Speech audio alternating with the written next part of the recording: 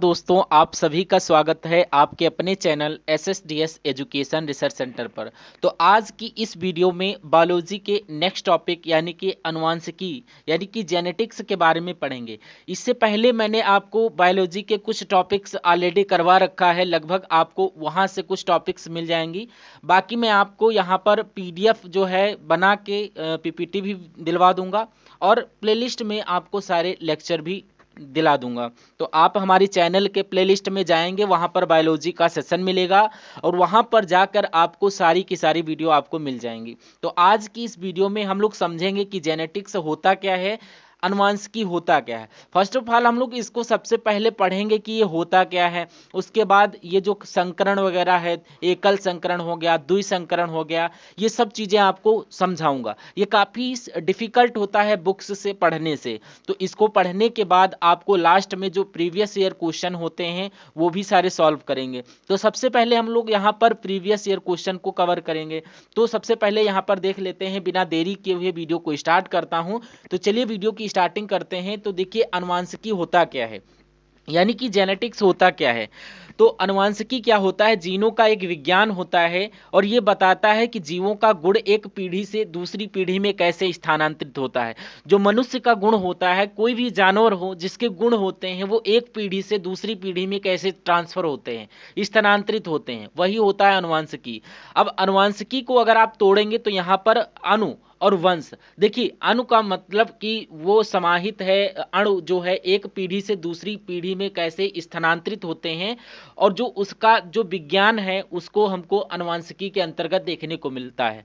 तो यहाँ पर आनुवांशिकी के अंतर्गत जीवों में होने वाली आनुवांशिकता तथा जीवों की विभिन्नताओं यानी कि वैरायटी जो देखने को मिलती है उनका अध्ययन किया जाता है। ये पीढ़ी दर पीढ़ी जो गुण मिल रहे हैं वो इनके अंदर स्थानांतरित होते रहते हैं। और ये जो वैरायटी देखने को मिलती है, ऐसा तो नहीं है कि अगर किसी का पिता है उसका बेटा जो है वो उसी की तरीके से होगा, सेम वैसी होगी, बौद्धिक क्षमता वैसी होगी। इसमें कुछ विभिन्नता भी देखने को मिलती है और कुछ भिन्नता भी देखने को मिलती है। तो इसी के बारे में आज हम लोग डिस्कस करेंगे। तो यहाँ पर जो कोशिका होती है, यहाँ पर कोशिका के बारे में ऑलरेडी मैं लेक्चर आई होप ले रखा हूँ। तो सेल के अंदर आपको पता होता है कि यहाँ पर केंद्रक होता है और न्यूक्लियस में ही क्या होता है, क्रोमोसोम होता है, जिन्हें हम लोग गुणसूत्र बोलते हैं। अगर क्रोमोसोम को अगर आप जूम करोगे तो इसके अंदर आपको ऐसी संरचना देखने को मिलेगी जिसे हम लोग डीएनए बोलते हैं। और अगर डीएनए को आप जूम करते हो तो डीएनए के अंदर आपको ऐसी संरचना देखने को मिलेगी, इसी को हम लोग जीन बोलते हैं। और इसी के अंदर एक इंफॉर्मेशन होती है जो आगे पीढ़ी दर पीढ़ी ट्रांसफर होती है। जैसे जो इंसान होते हैं, इंसान की जो संतान होगी वो इंसान की तरीके से ही दिखाई देंगे, उसके दो हाथ होंगे, दो पैर होंगे, उसकी जो बनावट होगी वो इंसान के तरीके से होगी। वो सारी इंफॉर्मेशन जीन के अंदर होती है। यानी कि हम लोगों के अंदर ये कैसे पता चलेगा, जैसे कि उंगलियां ये हाथों में निकलनी चाहिए, चेहरे पर नहीं निकलनी चाहिए, आंख चेहरे पर होना चाहिए, पैरों पर नहीं होना चाहिए। तो हर चीज अपनी जगह पर होती है, ये सारी इंफॉर्मेशन जीन के अंदर होती है और इसे ये आगे धीरे धीरे ट्रांसफर होती रहती है। तो इंसान की जो संतान होगी वो इंसान की तरीके से होगी। मान लीजिए हम लोग जो है जो अंग जो होते हैं अपनी जगह पर स्थित होते हैं और कभी कभी ऐसा कारण हो जाता है कि ये अपने स्थान पर नहीं होते हैं, तो वो एक बीमारी का रूप ले लेते हैं। तो जीन की प्रक्रिया धीरे धीरे ट्रांसफर होती रहती है, इसी को हम लोग आनुवांशिकता बोलते हैं। इसी के बारे में आज हम लोग डिटेल से पढ़ने वाले हैं। तो यहाँ पर बात करते हैं आनुवांशिकी की होता क्या है। देखिए जेनेटिक होता क्या है। तो जेनेटिक शब्द का उपयोग सबसे पहले वाटसन ने किया था। मतलब इसका सर्वप्रथम उपयोग किसने किया था, तो वाटसन ने किया था। और जेनेटिक्स से संबंधित जो पहला अध्ययन किया था ना, जो पहली स्टडी हुई थी वो ग्रेगर जोहान मेंडल ने की थी। इन्होंने स्टडी किया था, इनके द्वारा ही जेनेटिक स्टडी हुई थी और इनके द्वारा जीवों में होने वाली एक लक्षण को नियंत्रित करने के लिए वन पेयर ऑफ फैक्टर की जरूरत होती है, जो कि क्रमशः माता पिता से आते हैं। यानी इनका जो पूरा अध्ययन है मैं आपको आगे समझाऊंगा, प्रैक्टिकली समझाऊंगा। और father of genetic Gregor John Mendel को ही बोला जाता है। इंपॉर्टेंट क्वेश्चन है, आनुवांशिकी के पिता किसे कहा जाता है, ग्रेगर जॉन मेंडल को ही बोला जाता है। तो जेनेटिक शब्द का सबसे पहले उपयोग किसने किया था, वाटसन ने किया था। और फादर ऑफ जो मॉडर्न जेनेटिक्स किसे बोला जाता है, आधुनिक आनुवांशिकी के पिता किसे बोला जाता है, तो यहां पर याद रखिएगा, यहां पर टी.एच. मॉर्गन को बोला जाता है। अगर आपसे पूछा जाए कि फादर ऑफ जेनेटिक्स किसे बोला जाता है तो वहां पर ग्रेगर जॉन मेंडल को बोला जाए। अगर आपसे पूछा जाए कि फादर ऑफ मॉडर्न जेनेटिक किसे बोला जाता है तो यहां पर टी.एच. मॉर्गन को बोला जाता है। आगे बढ़ते हैं और देखते हैं कि यहां पर अगला क्या है। अब देखिए, मेंडल के अध्ययन के बाद जॉनसन ने अपने अध्ययन के द्वारा बताया कि एक फैक्टर डीएनए पर पाया जाने वाला एक जीन होता है और जिसके द्वारा जीवों में लक्षणों का निर्धारण होता है। अर्थात जीन शब्द का उपयोग सबसे पहले जोहानसन के द्वारा किया था या जोहानसन ने किया था। तो इन्होंने 1909 ईस्वी में जीन की खोज की थी। याद रखिएगा, 1909 ईस्वी में जीन की खोज की थी, जोहानसन ने की थी। और वाटसन ने 1905 ईस्वी में सबसे पहले जेनेटिक शब्द का उपयोग किया था। तो मैंने आपको ये बता दिया। अब यहां पर बात करते हैं डीएनए का आनुवांशिक गुण क्या होता है, यानी ये गुण का वाहक होता है। जो हमारे जेनेटिक होते हैं जिसका ये वाहक होता है यानी कैरियर होता है। यानी ये जो क्रोमोसोम होता है इसको हम जब जूम करेंगे, खींचेंगे, इसी को डीएनए बोलते हैं। अब इसी को अगर जूम करके देखेंगे तो इसी के अंदर ये जीन्स पाए जाते हैं और जीन्स के अंदर हमारा जो जेनेटिक स्टेट होता है ये आगे ट्रांसफर होता है जिनके द्वारा ये होता है। उसके बाद नेक्स्ट पेज पर चलते हैं। देखिए, आनुवंशिकी क्या होता है कि यौन प्रजनन में माता पिता का जो योगदान होता है उनके जीन का आधा योगदान होता है। देखिए, जो मनुष्य होता है उसमें जो कितने 46 क्रोमोसोम पाए जाते हैं, गुणसूत्र पाए जाते हैं। अब ये जो 46 गुणसूत्र होते हैं जोड़े में पाए जाते हैं, पेयर्स में पाए जाते हैं। अब ये 23 जोड़े गुणसूत्र मनुष्य में पाए जाते हैं। अगर आपसे पूछा जाए कि कितने गुणसूत्र पाए जाते हैं तो 46 गुणसूत्र पाए जाते हैं। अगर आपसे ये पूछा जाए कि कितने जोड़ी गुणसूत्र पाए जाते हैं तो ये 23 जोड़ी गुणसूत्र पाए जाते हैं और ये हमेशा जोड़े में पाए जाते हैं। तो जो मनुष्य होता है उसमें जो 43 क्रोमोसोम होते हैं उनको ऑटोसोम बोला जाता है और जो दो क्रोमोसोम होते हैं उनको सेक्स क्रोमोसोम बोला जाता है। जो कि ये जो 44 क्रोमोसोम होते हैं ये शरीर के निर्माण में सहायक होते हैं और ये जो दो क्रोमोसोम होते हैं ये मनुष्य के लिंग निर्धारण में सहायक होते हैं, उसके सेक्स डिटर्मिनेशन में सहायक होते हैं। इससे ये पता लगता है कि वो मेल होगा या फीमेल होगा, ये दो क्रोमोसोम से पता चलता है। आगे देखेंगे बाकी के जो 44 जो क्रोमोसोम होते हैं शरीर के निर्माण में सहायक होते हैं। एक साधारण से मनुष्य में 46 क्रोमोसोम पाए जाते हैं। आगे देखते हैं कि जैसे यहाँ पर 1 मिनट, यहाँ पर मान लीजिए एक मेल है। मैंने आपको बताया यहाँ पर 46 जो है गुणसूत्र होते हैं। अब यहाँ पर जब किसी पुरुष की शादी होती है तो यहाँ पर क्या होता है, मान लीजिए जो मेल है जो वहां पर 44 प्लस वाई एक्स वाई जो है ये दो गुणसूत्र होते हैं जोड़े में पाए जाते हैं। जो दो गुणसूत्र होते हैं उनके ये बताएंगे कि उनकी जो होने वाली संतान है कि मेल होगी या फीमेल होंगी। देखिए, जो फीमेल है उसमें भी 44 गुणसूत्र हैं, उसमें दो पेयर ऑफ जो है लिंग गुणसूत्र का निर्माण करती हैं। तो ये पता चलता है कि उनकी संतान मेल होगी या फीमेल होगी। तो मैंने ये पढ़ा कि जो जीवन प्रजनन में जो माता पिता का जो योगदान होता है तो उनका आधा होता है। अब मेल और फीमेल की जब शादी हो गई तो मेल के इसमें आधे जीन होंगे, अब फीमेल के यहाँ पर आधे जीन होंगे। अब क्योंकि संतान में आधे जीन मेल के जाएंगे आधे फीमेल के जाएंगे, तो मान लीजिए ये संतान हो गई यहाँ पर। अब मेल के जीन्स जो हैं ये 22 गुणसूत्र किससे मिलेंगे, ये 22 गुणसूत्र महिला से मिलेंगे। तो ये कितने हो गए 44। अब जो दो गुणसूत्र मिलेंगे इससे ये निर्धारित होगा कि ये जो होने वाली संतान है आपकी मेल होगी या फीमेल होगी। अब मेल के पास क्या होता है, एक्स और वाई गुणसूत्र होते हैं और जो फीमेल होता है उसके एक्स एक्स गुणसूत्र होता है। जो लिंग का निर्धारण होता है वो पिता के गुणसूत्र के द्वारा होता है। देखिए, अगर एक्स वाई गुणसूत्र होगा वो मेल होगा, मतलब संतान मेल होगी। अगर एक्स एक्स गुणसूत्र होगा तो संतान होने वाली फीमेल होगी और वाई गुणसूत्र पिता के पास होता है तो जो लिंग का निर्धारण होता है ये पिता के गुणसूत्र से होता है। आगे हम लोग देखेंगे कि ये कैसे क्या होता है। देखिए, 22 गुणसूत्र आधे मिलते हैं, यहाँ पर देखिए मिल गए और 22 फीमेल के मिल गए, तो यहाँ पर 44 गुणसूत्र हो गए और यहां से हम मान लीजिए कि एक्स गुणसूत्र आया और फीमेल से एक्स गुणसूत्र आया, तो ये क्या हो गया, ये होने वाली संतान फीमेल हो गई। अब आप देखेंगे कि यहाँ पर एक्स एक्स गुणसूत्र जो हो गया इससे पेयर बना, ये फीमेल क्या हो गया। अब यहीं पर अगर 22 गुणसूत्र आए एक्स की और 22 गुणसूत्र ये भी एक्स वाला है तो यहाँ पर आप देखेंगे एक्स एक्स है, तब भी यहाँ पर क्या होगा, फीमेल ही होगा। मैं आपको कलर चेंज करके थोड़ा बता रहा हूं ताकि आपको समझ में आ जाए। देखिए यहाँ पर अगर यहाँ पर मेल में 22 गुणसूत्र आ गए और फीमेल में आपको पता है कि X होता है, और यहाँ पर जो X है इस केस में क्या होगा, जब यहाँ पर से Y वाला आ गया और वहां से यहाँ से X वाला आएगा, तो XY के केस में क्या होगा, जो होने वाली संतान होगी वो मेल होगी। ये आपको आई होप क्लियर हो गया। सीधी सी बात क्या है कि 44 plus x x 44 plus x x और वाई ये मेल के पास होते हैं, फीमेल के पास होते हैं, और एक्स 44 प्लस एक्स और वाई ये जो होता है ये फीमेल के पास होते हैं। अब इनसे जो आधे गुणसूत्र मिलते हैं, जैसे मान लीजिए 22 गुणसूत्र आपसे यहाँ पर डिवाइड हुए, अब मेल से मान लीजिए एक्स आया, मेल से एक्स आया और फीमेल से एक्स आया, तो यहाँ पर क्या होगी, होने वाली संतान फीमेल होगी। अगर मान लीजिए मेल से वाई गुणसूत्र आ गया और जो फीमेल है उससे जो माता से एक्स गुणसूत्र मिल गया, तो यहाँ पर संतान होने वाली जो मेल हो जाएगी। तो आगे हम लोग देखते हैं कि यहाँ पर मेंडल के प्रयोग पर चलते हैं। देखिए मेंडल ने जो अपना प्रयोग किया था ये कहाँ पर किया था, ये मटर के पौधे पर प्रयोग किया था। जो अनुवांशिकी का जो प्रयोग था ये मटर के पौधे पर हुआ था। मटर का साइंटिफिक नेम क्या होता है, यहाँ पर पाइसम सटाइवम होता है इसका साइंटिफिक नेम।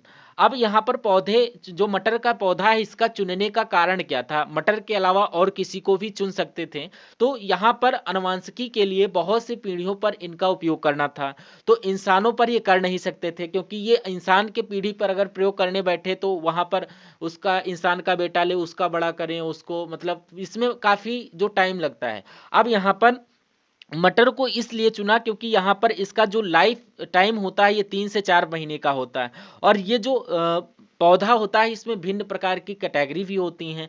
अब यहाँ पर गोल चपटा, तो अलग अलग प्रकार से जो उनको ट्रेड्स इनके अंदर देखने को मिल गए मटर के, तो इसीलिए इन्होंने मटर के पौधे का यूज किया। तो आपसे पूछा जाएगा कि टिश्यू कल्चर से क्या होता है, तो वनस्पति भागों या बीज के बजाय कोशिकाओं के माध्यम से नए पौधे का उगाना टिश्यू कल्चर कहलाता है। यानी कि बीज के बजाय अगर पौधे के सेल से या कोशिका से नए पौधों का निर्माण करें तो उसको टिश्यू कल्चर बोला जाता है। क्वेश्चन पूछा जाता है, ये रेलवे के एग्जाम में क्वेश्चन पूछा गया है शायद।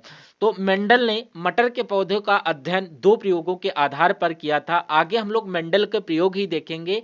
उन्होंने जो ये प्रयोग किया था इस पर 2 मटर के पौधे पर किया था। पहला प्रयोग जो किया था उसको बोला जाता है मोनो हाइब्रिड क्रॉस, जिसको बोला जाता है एकल संकरण, और दूसरा जो हुआ था डाई हाइब्रिड संकरण, जिसको हम लोग बोलते हैं द्विसंकरण। देखिए मोनो का मतलब होता है सिंगल, डाई का मतलब होता है डबल। तो देखिए सिंगल क्रॉस और डबल क्रॉस यहाँ पर हम लोग इसके बारे में डिस्कस करेंगे। अब यही आप लोग किताबों में पढ़ते हैं तो यहाँ पर बहुत डिफिकल्ट आपको लगता है, तो मैं आपको यहाँ पर बहुत आसान तरीके से बताऊंगा। देखिए मंडल ने सबसे पहले 2 प्रकार की टर्मिनोलॉजी को यहाँ पर डिस्कस किया। सबसे पहले मैं आपको बता देता हूँ कि यहाँ पर जीनोटाइप और फिनोटाइप क्या होता है। देखिए ऐसे लक्षण जिनको हम लोग बाहर से नहीं देख सकते हैं, जैसे अगर आप किसी व्यक्ति को देखें जिसको आप बाहर से देखकर उनके लक्षण को नहीं बता सकते, उसको हम लोग जीनोटाइप बोलते हैं। और किसी भी लक्षण को निर्धारित करने वाले जीन समूह को जीनोटाइप बोला जाता है। और फिनोटाइप क्या होता है, वैसे लक्षण जो बाहर से देखे जाएं उसे फिनोटाइप बोलते हैं। और जीनोटाइप के आधार पर जीवों में लक्षण उभर कर बाहर आते हैं, उन्हें हम लोग फिनोटाइप बोलते हैं। और इन्हें आंखों से देखा जा सकता है। तो फेनोटाइप कौन से लक्षण होंगे, तो जिन्हें आंखों से बाहर से देखा जा सके वो हमारा फिनोटाइप होता है। और जीनोटाइप जो बाहर से नहीं देखे जा सकते हैं उन्हें हम लोग जीनोटाइप बोलते हैं। याद रखिएगा, बहुत इंपॉर्टेंट है। देखिए जैसे कोई खूबसूरत सांवला इंसान है, उसका आप अगर रंग देख रहे हैं, ये इसका सांवला रंग ये जो है ये फिनोटाइप है, क्योंकि आप बाहर से देख पा रहे हैं कि वो सांवला है, लेकिन वो अंदर से वो कैसा है वो आपको नहीं पता है, ये आपका जीनोटाइप हो जाता है। जैसे उसकी आंखें नीली हैं, तो जो नीली आंखें हैं ये आपकी फिनोटाइप हो जाती है, क्योंकि आपका वो दिख रहा है लेकिन इसके अंदर की पर्सनालिटी क्या है ये आपको नहीं दिख रहा है, जो आपकी हो जाता है जीनोटाइप। देखिए फिनोटाइप जो आपको बाहर से दिख जाए और जीनोटाइप जो ना दिखे, ये होता है सिंपली। अब देखते हैं यहाँ पर पूरा जो मेंडल ने जो प्रयोग किया था, जो एकल संकरण और द्विसंकरण। तो पहला प्रयोग हम लोग देखते हैं कि मोनो हाइब्रिड क्रॉस। जब एक ही लक्षण के दो भिन्न पौधों के बीच में क्रॉस कराया जाता है तो इसे एकल संकरण बोला जाता है। तो मेंडल साहब ने क्या किया, इन्होंने एक लंबा मटर का पौधा लिया और एक बौना मटर का पौधा लिया। मान लीजिए एक लंबा मटर का पौधा लिया और एक बौना मटर का पौधा लिया और इन दोनों के बीच में क्रॉस करवाया। अब यहाँ पर देखा गया कि अब इन दोनों के बीच में संतान कैसे हुई। अब मान लीजिए यहाँ पर एक लंबा आदमी है और एक छोटी महिला है, तो इनकी संतान कैसे होगी। इंसान से आपको ज्यादा कोरिलेट मिलेगा, क्योंकि आप देखिए मान लीजिए एक लंबा पौधा है और एक बौना पौधा। अब इन्होंने देखा कि इसकी जो होने वाली अगली जनरेशन होगी जो क्रॉस करवाए वो कैसा होगा। देखिए लंबे पौधे को इन्होंने जो टर्मिनोलॉजी ली है उन्होंने इसको कैपिटल टी में लिख लिया है, और जो गुणसूत्र होते हैं जो जोड़े में होते हैं इसलिए इन्होंने डबल टी और यहाँ पर देख लिया, और जो बौना पौधा होता है उसको स्मॉल टी से लिख लिया। तो यहाँ पर समझने में जो आपको इंसानी हो जो टोल प्लांट होगा वो यहाँ पर क्या होगा, कैपिटल टी, और जो बौना होगा उसको स्मॉल टी से डिनोट किया। अब होता क्या है कि इसमें जो इसकी जनरेशन होगी उसमें जो जो होने वाला पौधा होगा वो लंबा होगा, टोल प्लांट होगा। इन्होंने जो रिसर्च की हुई है, इन्होंने इसके बारे में पूरा रिसर्च की है। ऐसा क्यों होगा ऐसा हम लोग आगे देखेंगे, पर आप इतना जान लीजिए कि उन्होंने बताया कि दो प्रकार के लक्षण होते, एक होता प्रभावी लक्षण और एक होता है अप्रभावी लक्षण। देखिए आप लोग याद रखिएगा, एक होता है प्रभावी लक्षण और एक होता है अप्रभावी लक्षण। जैसे आप एक उदाहरण समझ लीजिए तभी आपको ये डायग्राम समझ में आएगा। देखिए मान लीजिए एक मेल है और एक फीमेल है। अब मेल जो है और जो फीमेल है इसकी आंखें जो हैं ब्लैक कलर की हैं, और जो फीमेल है इसकी जो आंखें हैं ये ब्लू कलर की हैं। अब इसकी ब्लू कलर की आंखें, अब इनकी आपस में शादी हो जाती है तो इनकी जो संतान होती है, जो संतान की जो आंखें होती हैं वो ब्लैक कलर की होती हैं, क्योंकि आप देख रहे हैं कि फीमेल की आंख जो है ये ब्लैक कलर की है और जो फीमेल की है इसकी ब्लू। अब लेकिन संतान में ब्लैक रंग की आंख देखने को मिलती है काले रंग की, तो जो ब्लैक रंग की जो आंख होती है उसको प्रभावी लक्षण बोला जाएगा, क्योंकि वो उभर के आ गया। अब अप्रभावी लक्षण क्या होगा, जो इसके जीन्स में तो होगा लेकिन ये दबा पड़ा हुआ हो सकता है। जब उसके नेक्स्ट लेवल वाली जो संतान हो उसके मतलब की हो तो उसका जो लक्षण जो मिला है उसके माता से ही तो मिला है, लेकिन वो लक्षण अप्रभावी हो रखा है। अब जो मेल वाला है इसके जो पिता की जो आंखें हैं ये प्रभावी हैं। अब जो नीली आंखें हैं उसकी आंखें आगे वाली संतान में किसी न किसी में देखने को मिल जाए, हो सकता है इसकी अगली संतान में देखने को मिल जाए। तो ऐसा नहीं कि एक ही पीढ़ी में देखने को मिल जाए, हो सकता है 3 पीढ़ियों के बाद देखने को मिल जाए।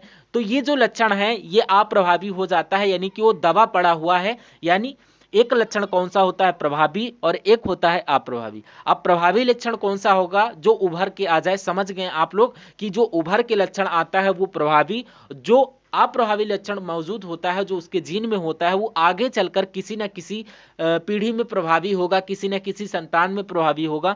जिस प्रकार आप देख रहे हैं कि ये लंबा पौधा है और ये जो बौना पौधा है जो क्रॉस करवाया गया, तो यहाँ पर जो पौधा उत्पन्न हुआ वो लंबा देखने को मिल रहा है। अब बौने पौधे का जो गुण है ये दबा पड़ा हुआ। अब इसके की जो आगे संतान जो होगी उसमें किसी न किसी आगे संतान में किसी न किसी में बौना पौधा भी होगा, क्योंकि ये टोल प्लांट है। तो कैसे हमने पढ़ा, जो जीन होते हैं ये आधे होते हैं। यहाँ पर कैपिटल टी इससे मिल गया और स्मॉल टी यहाँ से आ गया, तो यहाँ पर बौने से पौधे से स्मॉल टी आ गया, लंबे पौधे से कैपिटल टी आ गया। तो आप कहेंगे कि इसमें तो स्मॉल टी भी है और कैपिटल टी भी है, तो आप ये जो प्लांट लंबा कैसे हुआ, यही तो मेंडल ने प्रयोग किया। उन्होंने बताया कि एक चीज होती है प्रभावी लक्षण जिसको हम लोग डोमिनेंस बोलते हैं। अब यहाँ पर जो मेंडल ने प्रयोग किए हैं उसमें जो ये टोल प्लांट होगा ये डोमिनेंस होगा। अब इसके जो लक्षण होंगे वो प्रभावी होंगे। जो बौना पौधा होता है ये अप्रभावी समझ लीजिए एक तरीके से, और ये जो टोल प्लांट है इन्होंने जो कैपिटल से इसको लिखा उसमें आपको प्रभावी लक्षण देखने को मिल रहे हैं। इन्होंने जो नियम निकाला जो प्रयोग किए उसमें कैपिटल से लिखा है वो प्रभावी होगा, जो स्मॉल से होगा जो कैपिटल से नहीं होगा वो अप्रभावी होगा। अब यहाँ पर आप देखेंगे जो कैपिटल टी आ गया उसके साथ जो स्मॉल टी आएगा, तो कैपिटल टी के साथ स्मॉल टी जो होगा जो डोमिनेंस होगा वो कैपिटल का ही होगा, क्योंकि ये लंबा होगा। अब इसके बाद ये तो लंबा पौधा आ गया, लेकिन इसके अंदर जो बौने पौधे का गुण है तो इसके आने वाली संतान में वो कैसे होंगी, वो प्रयोग भी मेंडल ने किया। उन्होंने पूरा प्रयोग किया, वो मैं आपको समझा रहा हूँ। बुक में आप देखेंगे तो वहाँ पर बहुत गड़बड़ सड़बड़ समझाया जाता है। तो यहाँ पर आप लोग इस डायग्राम से समझिए कि ये जो संतान है इसको मैं पहले एक बार इरेज कर देता हूं, आप लोग साफ साफ समझने की कोशिश करिए। देखिए आई होप इतना तो समझ में आया होगा कि पहली जनरेशन लंबी होगी अगर एक पौधा लंबा है दूसरा पौधा बौना है, जो डोमिनेंस होगा वो लंबे पौधे का होगा, जिसके कारण पहली जनरेशन लंबी होगी। अब दूसरी जनरेशन कैसे होगी आप वो देखिए। देखिए सेकंड जनरेशन कैसी होती है, मान लीजिए देखिए यहां पर ये लिया गया है टी और टी। अब इसका भी साथ में जब हम लोग क्रॉस करवाएंगे तो टी टी से ही करवाएंगे, तो इसमें 4 प्रकार की संभावनाएं हम लोगों को देखने को मिलेंगी, जो कि 4 होंगी। अब आधे आधे गुणसूत्र होते हैं, यहां पर हमने कैपिटल टी ले लिया और यहां पर स्मॉल टी ले लिया। अब यहां पर कैपिटल टी, यहां पर स्मॉल टी, मतलब कि चारों को आपस में, इन दोनों को अगर आपस में कराएं तो यहां पर 4 प्रकार की संभावनाएं देखने को मिलेगी। अगर हम लोग पहले टी टी से कराएंगे तो पौधा जो होगा ये लंबा होगा। कैपिटल टी कैपिटल सी अगर हम क्रॉस करवाएंगे तो ये पौधा जो होगा ये लंबा होगा और ये कैपिटल टी आएगा। फिर हम कैपिटल टी को स्मॉल टी से जब करवाएंगे, स्मॉल टी से करवाएंगे कैपिटल टी और स्मॉल टी, तो ये पौधा भी लंबा होगा, क्योंकि जहां पर कैपिटल टी आ गया वो इसका डोमिनेंस होता है, पौधे की लंबाई को डिपेंड करता है। उसके बाद स्मॉल टी वाला देखते हैं। अब स्मॉल टी पहले बार इसे स्मॉल टी और कैपिटल टी से करवाएंगे तो कैपिटल टी आएगा और स्मॉल टी आएगा। क्यों? क्योंकि ये कैपिटल टी इसका डोमिनेंस हो जाता है, तो इसका जब करेंगे तो ये भी पौधा लंबा होगा।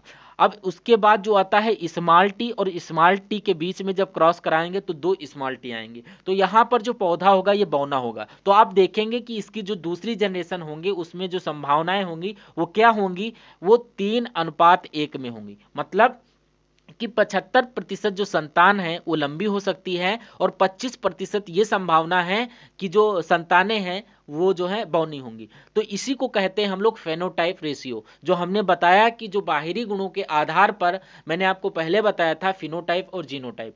फेनोटाइप में होता क्या है कि बाहरी गुणों के आधार पर जो रेशियो बनती है 3:1, मतलब कि 3:1 कैसे आया, इसको मैंने रेशियो ऐसे लिया कि लंबा और बौना। कैसे लिया? यहाँ पर पौधा और लंबा, मतलब बौने पौधे और लंबे पौधे की बात हुई।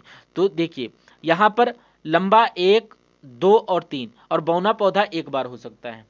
तो 75% संभावना है लंबे पौधे होने की और 25% संभावना है अप्रभावी लक्षण जो दबा हुआ है उसकी संभावना जो है 25% है जो प्रभावी होगा। तो देखिए यहीं से ये रेशियो निकल के आया 3:1। तो अगर आपसे पूछा जाए कि एकल संकरण में फिनोटाइप की रेशियो क्या है तो 3:1 है। तो अगर आपसे मैं आपको सीधे बता देता हूं तो ये तो रटना हो जाता है, इसीलिए मैंने आपको पूरा डिटेल से समझाया। मैं आपको सीधा भी बता सकता था कि मेंडल ने बताया कि बाहरी रेशियो के आधार पर मेंडल ने बताया कि इसकी रेशियो 3:1 होगी, बट ऐसे आपको याद करने से कोई मतलब नहीं। अब फिनोटाइपिक रेशियो जो होती है बाहरी गुणों के आधार पर देखने को मिल जाती है। जैसे कि हमको पता है कि एक पौधा लंबा है एक छोटा है, तो हाँ आप देखेंगे कि हाँ यार ये तो लंबा पौधा है, ये तो छोटा पौधा है, ये बौना पौधा है, ये बाहरी गुण है जिसको हम लोग देख लिए। अब दूसरा गुण है जो कि है फिनोटाइपिक रेशियो। अब देखिए ये जो बाहरी गुण नहीं है, अब इसको हम लोग आंतरिक गुण, मतलब कि आंतरिक गुण हमको तो दिखाई नहीं देंगे, तब ये रेशियो हम लोग कैसे निकालेंगे? अब ये रेशियो निकालने के लिए इन्होंने क्या किया, तो जब भी दो चीजें मिक्स हो जाती हैं तो यहां पर उसको अशुद्ध बोला है। आप लोग ऐसे समझ लीजिए कि अगर आपने भैंस का दूध निकाला और दूध को सीधे बाल्टी में डाल दिया, ये शुद्ध है, लेकिन आपने उसी दूध में वहां पर पानी मिला दिया, तो ये क्या हो जाता है? अशुद्ध हो जाता है। तो इसी प्रकार जो लंबा पौधा है उसको जो दोनों कैपिटल टी कैपिटल हैं वो शुद्ध हैं। उसी प्रकार जिसमें बौना पौधा हो जिसमें दो हो वो मतलब कि है तो बौना लेकिन इसमें मिलावट तो नहीं, लेकिन फिर भी ये अशुद्ध हो जाता है, क्योंकि बौने पौधे और लंबे पौधे में अगर इन्होंने क्रॉस करवाया है तो वो अशुद्ध हो जाता है। लेकिन जब तक वो बौना था, लेकिन बौने बौने की जब हम लोग क्रॉस कराएं तो वो बौना ही पैदा हो जाता था। तो यहाँ पर इसका क्रॉस बौने पौधे से करवाया गया तो ये संतान बौने ही होगी, तो ये मिक्स नहीं होगा, ये शुद्ध ही होगा। तो इसी प्रकार जो लंबे पौधे का क्रॉस है अगर लंबे पौधे से करवाया जाए तो यहाँ पर उसे अशुद्ध बोला जाएगा। जैसे कि देखिए यहां पर एक लंबा पौधा है और दोनों कैपिटल टी हैं, ये क्या होगा? ये जैसे कि इसको हम लोग बोलेंगे शुद्ध लंबा पौधा, यहां पर सा लिख दिया हूं। अब यहां पर एक कैपिटल टी और यहां पर स्मॉल टी दोनों आ गए, तो इसको हम लोग अशुद्ध लंबा पौधा बोला जाएगा, जिसको ए से बोल दिया। अब इधर कैपिटल टी स्मॉल टी है तो इसे भी क्या बोला जाएगा? अशुद्ध लंबा पौधा बोला जाएगा। अब यहां पर क्या है? दोनों स्मॉल टी हैं, मतलब कि दोनों इसमें कैपिटल स्मॉल, मतलब ये नहीं हमको को देखना है। यहाँ पर दोनों इस्तेमाल है तो यहाँ पर शुद्ध बौना पौधा होगा, यानी कि यहाँ पर शुद्ध लिख लेते हैं। तो यानी कि ये रेशियो कितनी लिखनी, तो यहाँ पर देखिए शुद्ध मतलब कि शुद्ध लंबा इस्टू अशुद्ध लंबा इस्टू, देखिए यहाँ पर मैं लिख रहा हूं शुद्ध लंबा इस्टू अशुद्ध लंबा और इस्टू शुद्ध लंबा और इस्टू अशुद्ध लंबा। मतलब कहने की यह हुआ, वैसी तो ये रेशियो आपको याद रखनी है। जैसे कि शुद्ध लंबे कितने आए, यहाँ पर शुद्ध लंबा एक तो ये हो गया और तो कोई नहीं है, ये तो अशुद्ध हो जाता है और यहाँ पर एक अशुद्ध आ जाता है, ये आ जाता है। तो अशुद्ध लंबे कितना है, अशुद्ध लंबे में एक ही रहा और शुद्ध लंबे में भी एक रहा। तो ये आप लोग देख सकते, अशुद्ध लंबे दो हमको मिले, ये देख लेते हो क्रॉस, और ये वाले जो है अशुद्ध लंबे और ये शुद्ध बौना, शुद्ध लंबा एक शुद्ध बौना। तो ये जो रेशियो आई 1:2:1 की आई। तो ये रेशियो आपको सीधे डायरेक्ट बता देना होता है कि ये रेशियो आपको डायरेक्ट बताना होता है कि यहाँ पर क्या देखें कि 1:2:1। अगर आपसे रेशियो पूछी जाए कि फेनोटाइप की रेशियो कितनी है, तो यहाँ पर 3:1 और जीनोटाइप की जो रेशियो है 1:2:1। तो एकल संकरण हमने समझ लिया, यानी कि मोनो हाइब्रिड क्रॉस हमने समझ लिया। अब हम लोग द्वि संकरण को समझते हैं कि डाई हाइब्रिड क्रॉस क्या होता है। देखिए एकल संकरण में क्या था कि एक लंबा पौधा लिया था और एक बौना पौधा लिया था। अब दोनों का हमने जब क्रॉस कराया था तो ये एकल संकरण हो जाता। अब लेकिन द्वि संकरण में क्या हुआ, मेंडल ने क्या किया कि दो लक्षणों को लिया और उसमें एक ही लक्षण थे, यानी कि एक लंबा और एक बौना, यानी एक ही प्रकार के लक्षण थे दोनों पौधों में। लेकिन यहाँ पर इन्होंने क्या किया, दोनों दो दो लक्षण लिए यहाँ पर पौधों में, लेकिन अध्ययन के लक्षण में एक तो पौधे की लंबाई ली और वहां पर दूसरे फूल के रंग की ली। यहाँ पर मटर के पौधे की लंबाई ले ली, वहां पर मान लीजिए दूसरा रंग ले लिया। अब मान लीजिए उसमें किसी पौधे में लाल फूल है, दूसरी पौधे में सफेद फूल है, तो यहाँ पर फूल के रंग के आधार पर उन्होंने छांटा। पहले तो उन्होंने लंबा पौधा और लाल फूल लिया, उसके बाद बौना पौधा और सफेद फूल लिया। तो लंबा पौधा को हम लोगों ने कैपिटल टी से दर्शाया है और जो लाल फूल है इसको कैपिटल आर से दिखा रहे हैं, और जो बौना पौधा है स्मॉल टी, और जो सफेद फूल होगा इसको स्मॉल आर से दिखाएंगे, और जो डबल आर होगा। इसमें आप ये समझ लीजिए कि ये जो है, ये जो कैपिटल वाला मैंने बताया, ये आपका क्या है, ये प्रभावी लक्षण है। और जब आप देखेंगे कि इन दोनों को जब हम लोग आपस में क्रॉस करवाएंगे तो टी आ रहा है, कैपिटल टी कैपिटल आर आ रहा है, तो एक तो टी आ गया और एक तो कैपिटल आर से आर आ गया, तो टी आर आ गया। अब इन दोनों की क्रॉसिंग जब आपस में करवाई गई तो स्मॉल टी और इसका स्मॉल आर आ गया, टी आर। तो आप ये देखेंगे कि अगर टी आर से कितनी संभावनाएं हो सकती हैं, तो यहाँ पर 4 संभावनाएं हो सकती हैं अगली जनरेशन की। मैंने अभी आपको जस्ट यहाँ पर पिछली जो है यहाँ पर बताया, तो यहाँ पर टी की 4 संभावनाएं हो सकती हैं, जैसे कि मैंने आपको दिखाया कि ये 4 संभावनाएं हो सकती हैं, ये आप लोग देख सकते हो। तो इसी प्रकार जो यहाँ पर टी आया है, यहाँ पर 4 संभावनाएं हो सकती हैं इसकी संतान में, और इसकी भी संतान में 4 संभावनाएं हो सकती हैं। लेकिन अगर इन दोनों की आपस में क्रॉसिंग करवा दी जाए 4 × 4, तो यहाँ पर 16 संभावनाएं हो सकती हैं। हमें पढ़ने में लग रहा है, लेकिन मेंडल ने सारे प्रयोग किए। लेकिन अगर पहले तो उन्होंने सबसे पहले सिंगल पौधों की क्रॉसिंग करवाएं, और फिर वहां पर डबल यानी कि दो दो लक्षण वाले पौधों की क्रॉसिंग करवाएं। तो जब डबल लक्षण वाले पौधों की क्रॉसिंग कराएंगे तो एक जो संतान है उसके 4 लक्षण, और उसकी अगली पीढ़ी की जो संतान होगी उसमें 4 लक्षण। तो दोनों की संतान जब होगी तो वहां पर 16 प्रकार के लक्षण देखने को मिलेंगे। तो वही 16 लक्षण कौन कौन से होंगे, द्विसंकरण में याद रखिएगा 16 लक्षण देखने को मिलते हैं। जो इनकी पहली जनरेशन होगी, जब उनकी शादी होगी, यानी कि टी आर को जब क्रॉस करवाएगा तो इनकी जो जनरेशन होगी वो लंबा पौधा और लाल फूल होगा। तो देखिए इसकी क्रॉसिंग कैसे होगी, थोड़ा सा इरेज करके मैं आपको समझाने की कोशिश करता हूं। देखिए अब ये क्या है टी आर, आप लोग देखिए, और ये क्या है टी आर। जब कैपिटल टी स्मॉल टी से जब क्रॉसिंग होगी तो यहाँ पर कैपिटल टी स्मॉल टी आएगा, और जब कैपिटल आर और स्मॉल आर की क्रॉसिंग होगी तो कैपिटल आर और स्मॉल आर आएगा। तो यहाँ पर कैपिटल आर और स्मॉल मतलब कैपिटल टी आ गया, कैपिटल आर आ गया, तो यहाँ पर पौधा लंबा भी होगा, और जब कैपिटल आर आ गया तो लाल जो है फूल भी होगा। लेकिन इसकी जो आगे की संतानें होंगी उसमें क्या क्या संभावनाएं देखने को मिलेंगी, ये हमें पता करना है। तो हमें ये डायग्राम आपको देखना होगा कि यहाँ पर 16 प्रकार की जो है पीढ़ियां देखने को मिलती हैं। तो आगे जब भी आपको प्रश्न आए तो आपको समझने में आसानी हो तो आप प्रैक्टिकल के रूप में देख लीजिए। यहाँ पर TTR की जब हम लोग क्रॉसिंग करवाएंगे तो 16 प्रकार की संभावनाएं कैसे मिलेंगी। तो मुझे ऐसी क्रॉसिंग करवानी है कि सबकी आपस में क्रॉसिंग हो जाए। तो यानी कि यहाँ पर देखिए, यहाँ पर मैं आपको समझाता हूँ। टी और टी, आर और आर, तो इसको हम लोग कांस्टेंट मान लेंगे। यहाँ पर मान लीजिए ये टी है और ये टी है और आर है स्मॉल आर। तो इसको हम लोग एक बार मान लेंगे, इसका एक बार ऐसे, इसका एक बार ऐसे, और जो टी वाला है इसका एक बार कैपिटल से, इसका एक बार। तो ये आएगा T R, T small R, फिर T small T capital R, फिर स्मॉल टी स्मॉल आर। तो ये टोटल कितना बन जाता है, 16 हो जाता है अगर इनकी आपस में कराएंगे। तो ऊपर में हमको क्या करना है, देखिए यहाँ पर मैं आपको बता रहा हूँ, ये आए हैं देखिए, टीटी था, टीटी था, टीटी था, ये। तो इसी प्रकार हम यहाँ पर कर रहे हैं कि यहाँ पर जो मैंने अभी निकाल के दिखाया, थोड़ा पॉज करके वीडियो देख लेना।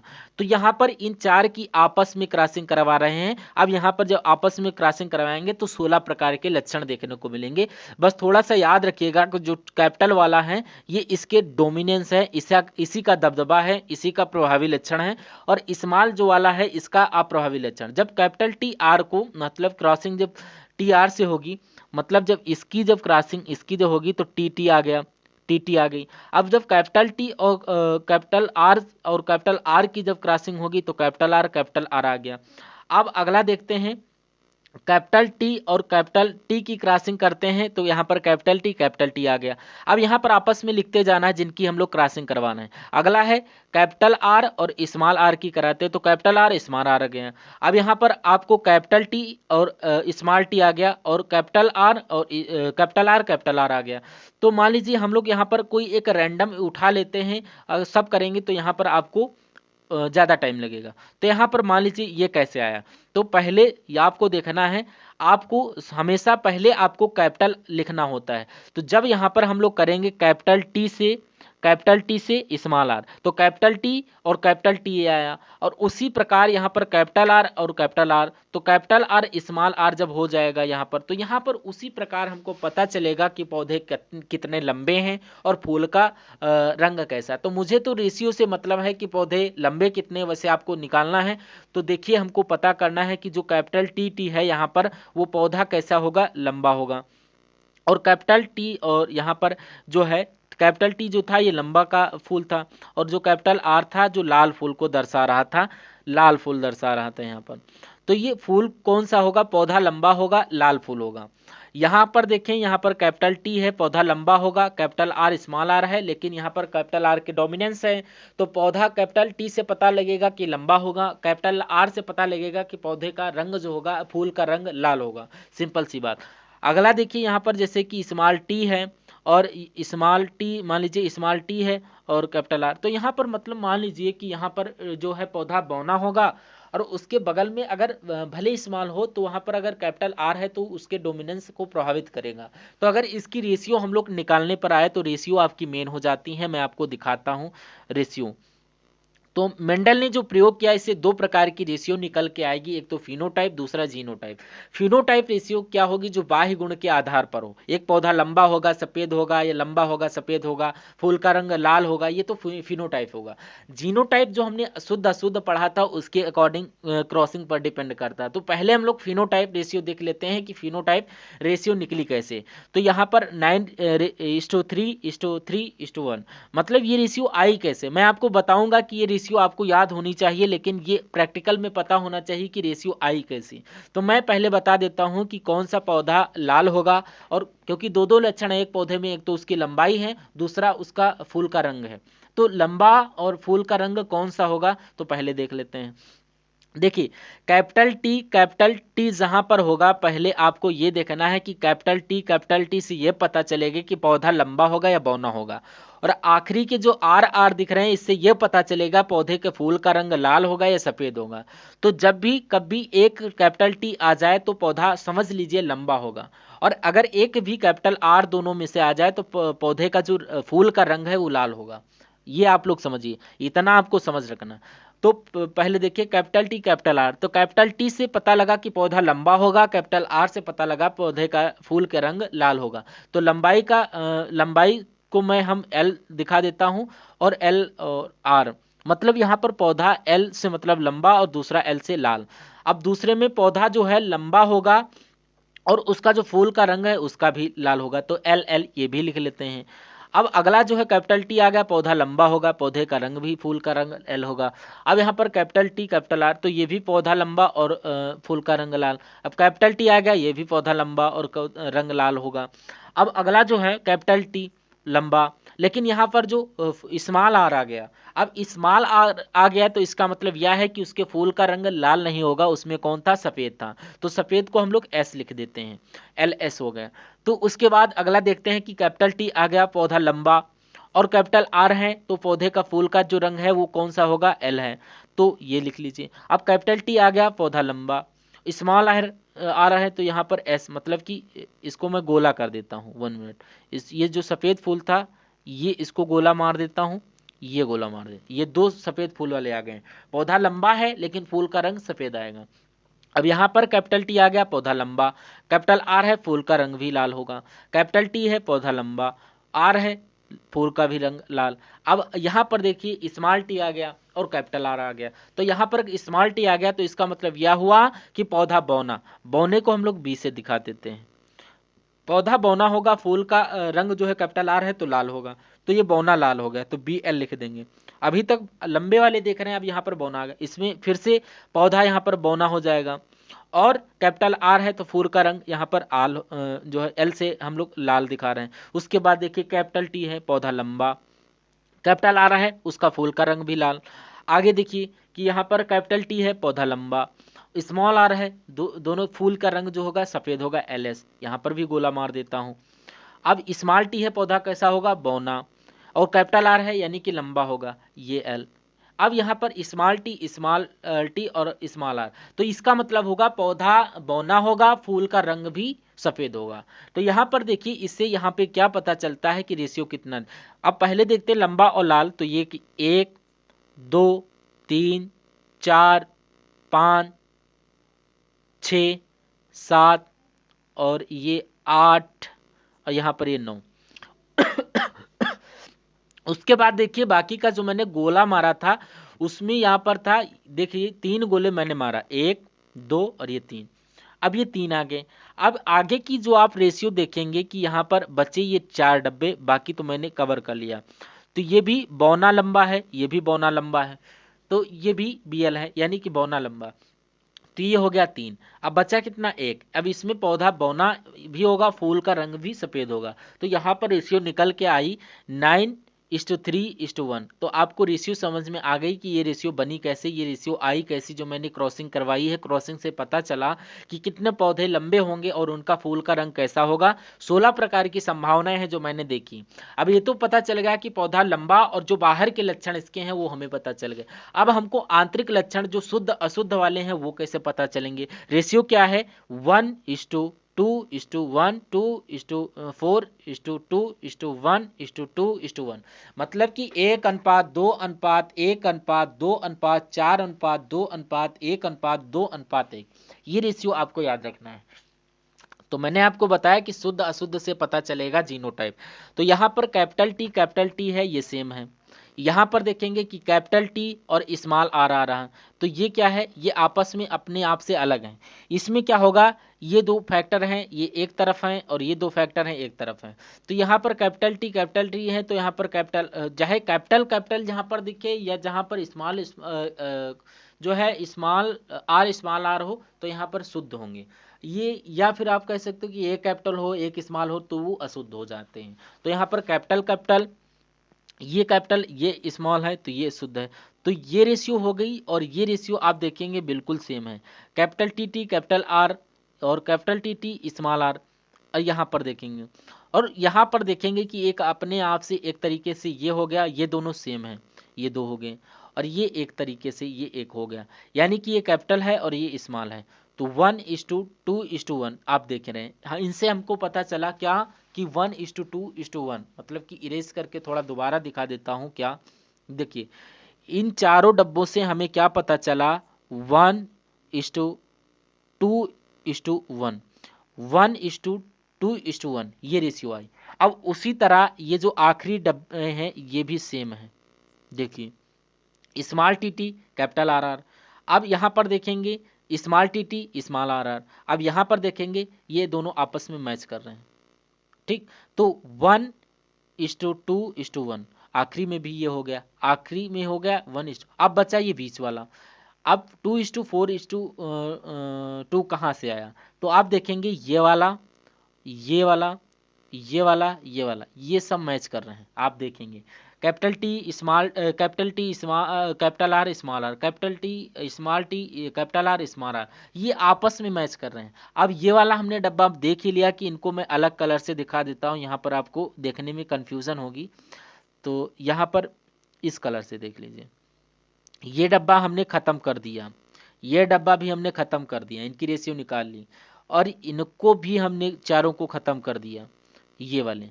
अब बचे में ये बीच में, ये मैंने आपको बताया कौन, ये वाली स्ट्रेट लाइन आपकी खत्म।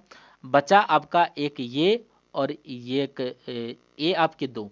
तो इनमें आप क्या देखेंगे कि यहाँ पर आप देखेंगे क्या कि ये जो है T T R R, T T ये वाला बच्चा और ये टी टी आर आर, ये दोनों मैच हो रहे हैं, ये दोनों सेम हैं। और उसी प्रकार ये जो है ये और ये सेम है। तो यहाँ पर 2 सेम है और ये 4 फिर 2 सेम है। तो मतलब 2 4 2, ये वाला इसकी तरीके से, ये वाला इसकी तरीके से, 2:2, मतलब कि 2। तो मतलब ये हो गया और 2 ये हो गया, 2 ये मतलब कि 4 बीच वाले हो गए। तो आप लोग देखेंगे इस प्रकार ये पूरी रेशियो बनेगी जो मैंने आपको रेशियो बताई है। वैसे तो आपको ये इतना डिटेल से आपको कोई बताता नहीं कि रेशियो कैसे आया, कहाँ से बनी, सीधे आपको बता दिया जाता है। बट आपको मैंने डिटेल से बताया कि रेशियो आई कैसी, जैसे आपको मैंने समझाने की कोशिश किया। तो ऐसे आप देखेंगे कि ये रेशियो यहाँ पर आई है 1:2:1, 2:4:2, 1:2:1। अगर इसको हम लोग कट कर दें, 2 एकम 2, 2 दूनी 4 और 2 एकम 2, तो ये भी 1:2:1 हो गया। तो 1:2:1, 1:2:1, 1:2:1, तो ऐसे आप लोग याद रख सकते हो, लेकिन ओरिजिनल वही रहेगी। मैं आपको याद करने का तरीका बता रहा हूँ। इन सबको कट कर दीजिए, अगर रेशियो आपकी सेम आ रही है तो ये थोड़ी सी ट्रिक हो जाती है, ये राइट हो जाता है। तो 1:2:1, 2:4:2, 1:2:1, ये आपका हो जाता है। अब यहाँ पर जो फिनोटाइप है 9:3:3:1, ये आपकी फिनोटाइप की हो गई। तो ये रेशियो आई कैसे, मैंने आपको समझा दी। तो चलिए अब यहाँ पर देखते हैं। आई होप आपको इतना सा समझ में आया होगा। और हाँ, अभी तक अगर चैनल पर विजिट किए हैं और चैनल को सब्सक्राइब नहीं कर रखा है तो प्लीज़ चैनल को सब्सक्राइब करके बेल आइकन को प्रेस कर लेना। और आपको यहाँ पर एसएससी जीडी और केमिस्ट्री, बायोलॉजी और मेडिकल से रिलेटेड जो भी लेक्चर देखना चाहें, आपको प्लेलिस्ट में 1 बाय 1 देखने को मिलेगी। मेडिकल लेक्चर प्लेलिस्ट नंबर 1, इस प्रकार से प्लेलिस्ट वाइज मैंने वीडियो को डिवाइड कर दिया है। कहीं भी आपको सर्च करने की कोई ज़रूरत नहीं, सीधे चैनल पर विजिट करिए, प्लेलिस्ट में जाइए और जो भी आपको वॉच करना हो आप जा करके प्लेलिस्ट में जाकर आप लोग देख सकते हैं। तो जो भी हमने नियम पढ़े और जो भी हमने प्रैक्टिकल पढ़े, तो इन्होंने जो थ्योरी में मेंडल ने जो नियम दिए, तो उन्होंने जो 3 नियम है उन्होंने 3 नियम दिए। तो ये जो 3 नियम है इनको हम लोग प्रैक्टिकली देख लेता हूँ। इनको एक बार ऊपरी ढंग से आपको बता देता हूँ। आपको पीडीएफ में मैं आपको प्रोवाइड करवा दूंगा अगर आप कमेंट में कुछ रिप्लाई करते हो तो चलिए देख लेते हैं इसको एक बार। पहला नियम है एक जो है प्रभाविता का नियम, यानी कि लॉ ऑफ डोमिनेंस। देखिए लॉ ऑफ डोमिनेंस यानी कि प्रभाविता का नियम जो है, यहाँ पर जो कैपिटल टी हमने देखा, देख लिए कैपिटल टी जो था ये डोमिनेंस था। अगर कैपिटल टी स्मॉल टी के साथ जा रहा है तो कैपिटल टी डोमिनेंस जो था ये इसकी देखने को मिल रही थी। अब मेंडल ने प्रभाविता का नियम जो प्रतिपादित एक संकर संकरण पर आधारित है, ये जो नियम है ये मोनो हाइब्रिड क्रॉस में देखने को मिलेगा, एक संकरण में देखने को मिलेगा। जब शुद्ध लंबे और शुद्ध बौने पौधे के बीच क्रॉस कराया जाता है तो प्रथम पीढ़ी में विपरीत लक्षणों में से केवल एक प्रभावी लक्षण यानी कि लंबापन दिखाई देगा और अप्रभावी जो लक्षण होगा, जो दबा हुआ होगा, वो बौनापन छिपा रहता है। क्योंकि ये आगे की पीढ़ी में देखने को मिल सकता है, जैसे कि मैंने यहाँ पर उदाहरण में बताया हुआ हूँ, मैंने आपको डिटेल में बता दिया हूँ। ये थ्योरी है आप लोग, ये 3 नियम है। दूसरा नियम जो है इनका होता है पृथक्करण का नियम। हो सकता है एग्जाम में आपसे पूछ दिया जाए कि जो 3 नियम हैं वो कौन कौन से हैं, परिभाषा दीजिए, तो आप देख सकते हो। पहला जो था प्रभाविता का, दूसरा जो है पृथक्करण, जिसको लॉ ऑफ सेग्रेशन को बोलते हैं। तो यहाँ पर जो मैंने आपको शुद्ध अशुद्ध बताया था जो कि पृथक्करण का हो जाता है, तो पहले दोनों नियम ये आपको एक संकरण में देखने को मिलते हैं।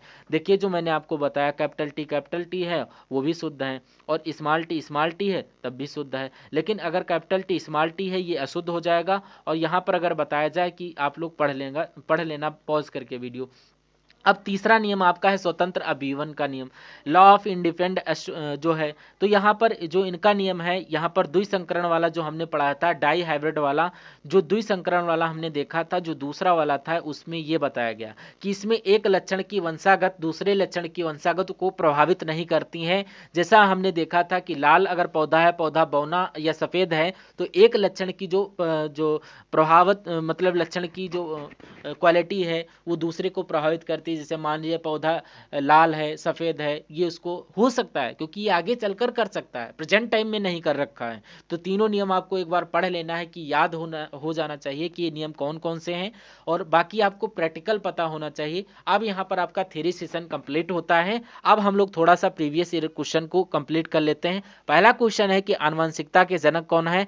लैमार्क, डार्विन, मेंडल और खुराना। तो ऑप्शन नंबर सी इसका राइट आंसर हो जाता है। अगला क्वेश्चन है कि आनुवंशिक यूनिट अर्थात जीन होते हैं केंद्र की झिल्ली में, गुणसूत्रों में, लाइसोसोम में या कोशिका कला में। तो ये जो जीन होते हैं ये कैसे होते हैं? ये गुणसूत्रों में होते हैं। ऑप्शन नंबर बी इसका राइट आंसर हो जाता है। अगला क्वेश्चन है कि माता पिता की गुण उनकी संतानों में किसके द्वारा स्थानांतरित होती है? व्यक्ति के द्वारा या रक्त के द्वारा, हार्मोन के द्वारा? तो यहाँ पर right answer option number C गुणसूत्र के द्वारा हो जाता है। अगला क्वेश्चन है कि पुरुषत्व के लिए कौन सा गुणसूत्र संयोजन उत्तरदायी है? मतलब कि मेल के लिए यहाँ पर कौन सा गुणसूत्र जो है जो उत्तरदायी होता है? तो एक्स और वाई ये आपका अगर होता है तो वो मेल होगा।